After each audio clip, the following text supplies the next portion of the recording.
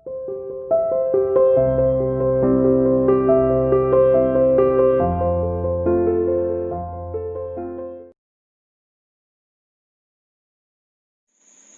students, welcome to CR International School online classes. How are you students? Hope everyone will be fine there. Dear students, as you know that recently we have completed some of the paragraphs of the chapter The Summer of the Beautiful White Horse written by William Sullivan. But some of this paragraph still remain that we have to cover today. Paragraphs कुछ अभी भी बाकी हैं, चलिए आज cover करते हैं, देखते हैं. So student, firstly open the textbook snapshots. बेटा आपने ये देखा था कि जो उसने अपनी आंखों से देखा कि मुराद व्हाइट हॉर्स पर राइडिंग करते हुए आया है, उसको बुला रहा है, उसे अपनी आंखों पर विश्वास नहीं होता है. क्यों विश्वास नहीं होता है? कि घोड़े को वह खरीद नहीं सकता और चुरा इसलिए नहीं सकता क्योंकि ऑनेस्टी और ट्रस्ट उसकी हॉलमार्क्स है. तो इस पे आगे चलते हैं बेटा. लास्ट लाइन आपने पढ़ा था, and I refuse to believe he had stolen it. और अपने अंदर जो ये आइडियाज आ रहा था कि उसने चुराया है या ऐसा कुछ किया है, मैंने मना कर दिया ऐसे विचार को अपने मन में आने से. No member of the Garoghlanian family could be a thief. Garoghlanian family का कोई भी सदस्य चोर नहीं हो सकता. I stared first at my cousin. पहले तो मैं अपने कजन मुराद को देखता, and then at the horse. फिर घोड़े की तरफ देखता. एक बार घोड़े की तरफ देखता और फिर चचेरे भाई यानी मुराद की तरफ देखता. There was a pious stillness and humour in each of them. दोनों में एक शांत निश्चल का भाव था और हास्य का भी भाव था. विच ऑन वन हैंड, जो एक तरफ डिलाइटेड मी, मुझे खुश करता, and on the other frighten me, और दूसरी तरफ मुझे आक्रोशित भी करता, गुस्सा भी दिलाता और टेरिफाइड हो जाता है.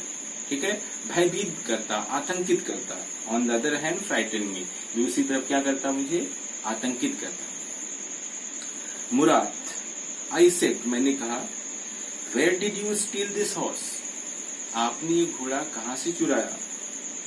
इसका जवाब देने के बजाय कि घोड़ा उसने कहां से चुराया, इसका जवाब देने के बजाय देखिए क्या जवाब देता है.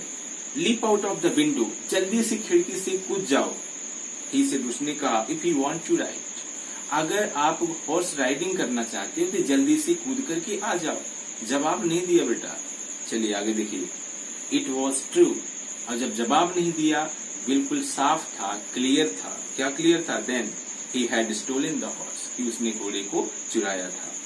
There was no question about it, इसके बारे में अब कोई क्वेश्चन ही नहीं था, कोई संदेह नहीं था. He had come to invite me, वह मुझे इनवाइट करने के लिए आया था. टू राइड और नॉट एज आई चू, अब मैं घुड़सवारी करूं या ना करूं, बस वह मुझे इनवाइट करने के लिए आया हुआ था. चलिए let's continue students.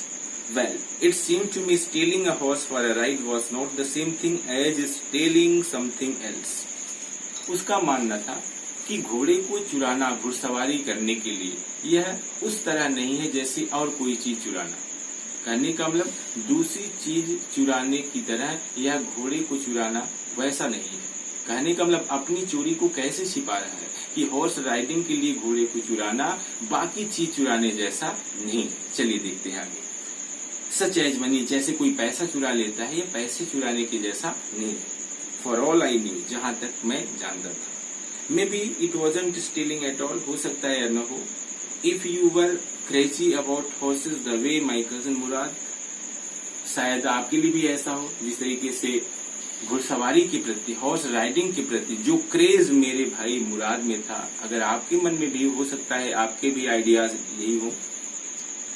Murad and I were, it wasn't stealing, जैसे उसके लिए ये चोरी नहीं था. It wouldn't become stealing until we offer to sell the horse, और यह चोरी तब तक नहीं कही जाएगी जब तक हम घोड़े को दूसरे को ऑफर नहीं करेंगे, दूसरे को सेल नहीं करेंगे, दूसरे को बेच नहीं देंगे. अगर हम हॉर्स राइडिंग के लिए खुद घोड़े को चुराते हैं तो वो चोरी नहीं है. ये किसका मानना था? इन बच्चों का. इनका मानना है कि बाकी चीज चुराने जैसा ही हॉर्स राइडिंग करना ये वैसा नहीं. शायद घोड़े हॉर्स राइडिंग के प्रति इनका क्रेज ऐसा था जिसकी वजह से इनके आइडियाज इस तरीके से थे.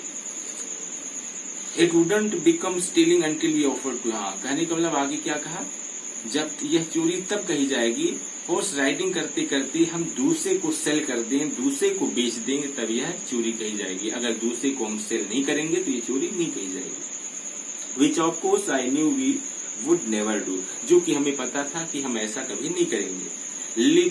Late me put on some clothes, I said, मैंने कहा जल्दी से मुझे कपड़े पहन लेने दो। ऑल राइट, ठीक है, ही सेड, उसने कहा, बट हरी, लेकिन जल्दी करो। All right, he said, but Hari, I lift into my clothes, जल्दी से मैं उछल पड़ा, कपड़े पहन लिया। आई लिफ्ट इनटू माय क्लॉथ्स, कहने का मतलब बड़े झटके से वह कपड़े को पहनता है। I jumped down to the yard from the window, window से कूद करके मैं यार्ड में आता हूँ। I lift up onto the horse, और घोड़े पर बैठ जाता हूँ। बिहाइंड माई कजन मुराद, यानी घोड़े पर मुराद उसका कजन बैठा हुआ है और उसी के पीछे वह घोड़े पर बैठ जाता है।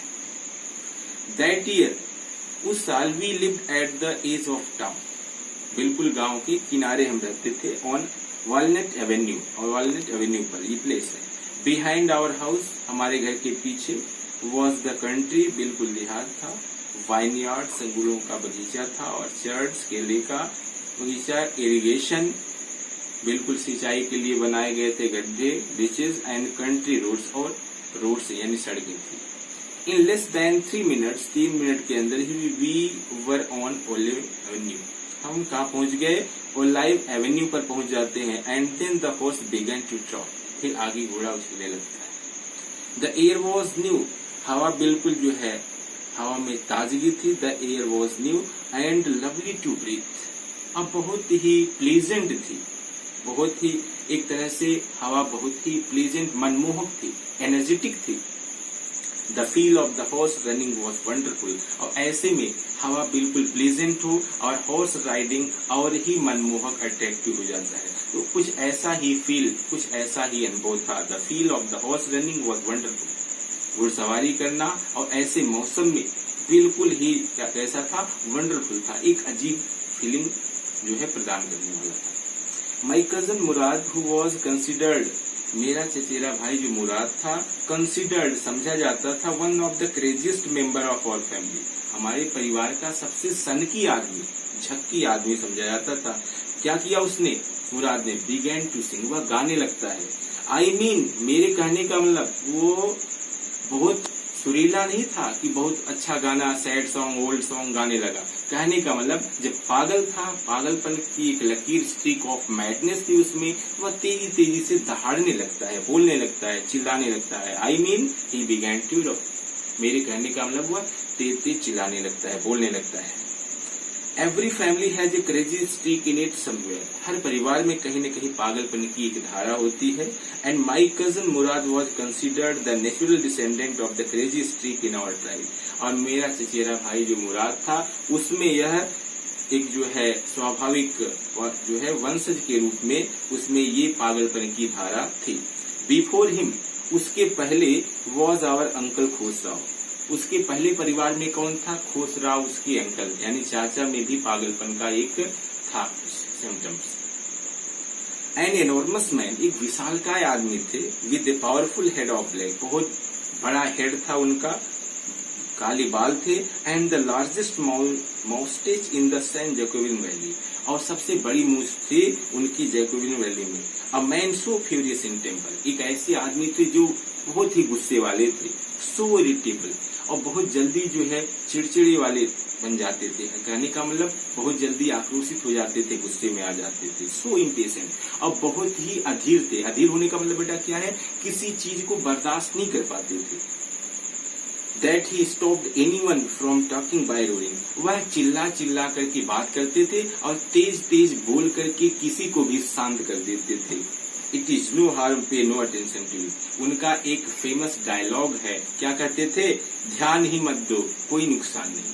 कोई कुछ भी कहे, लेकिन वह एक सेंटेंस बोलते थे, क्या बोलते थे? इट इज नो हार्म, पे नो अटेंशन टू इट, ध्यान ही मत दो, कोई नुकसान नहीं। दैट वॉज ऑल, यही था। No matter what anybody happen to be talking about, दूसरा आदमी क्या कह रहा है उससे उनको कोई फर्क नहीं पड़ता था, बस यही तेज तेज बोल करके, चिल्ला करके, और यही बोलते थे, pay no attention, it is no harm, ध्यान ही मत दो, कोई नुकसान नहीं है, यही कहकर सबको शांत कर देते थे, अगला आदमी चाहे कुछ भी बोल रहा हो। वंस एक बार क्या हुआ, it was his own son Arak, उनका लड़का अरेक जो था, running 8 blocks to the barber shop, 8 घर को पार करते हुए वह नाई की दुकान पर आता है, where his father was having his moustache trimmed to tell him their house was on fire, जहाँ पर उसके पिता यानी खुसराव बैठ करके वो अपनी जो है माउस्टेज को वेयर को सेट करवा रहे थे, वहां पर वो पहुंचता है यह बताने के लिए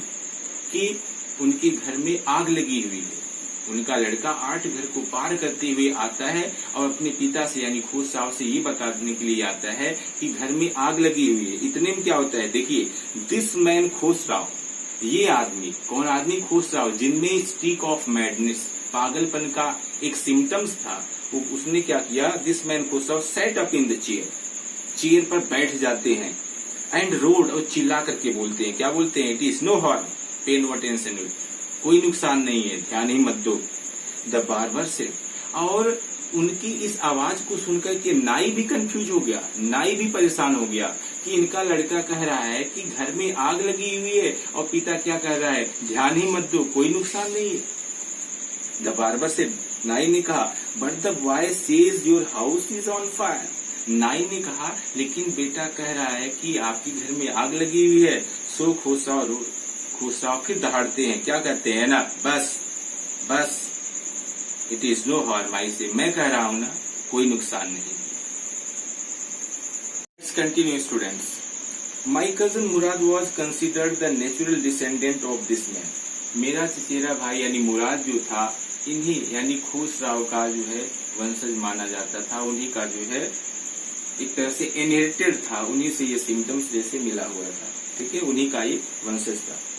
ऑल्दो मुराद फादर वाज जोरैब, मुराद के जो फादर थे वो जोरैब थे, who was practical and nothing else, जो एक प्रैक्टिकल व्यवहारिक किस्म के इंसान थे और कुछ नहीं। That's how it was in our tribe, और यही था हमारे कबीले का यानी जाति का। A man could be the father of his sons flesh, एक आदमी अपने पुत्र का, अपने बच्चे का मांसपेशियों का फादर हो सकता है, but that didn't mean that he was also the father of his spirit, लेकिन ये जरूरी नहीं है उसकी अंतरात्मा का, उसकी सोच का, इंटरनली थिंकिंग का वो फादर हो।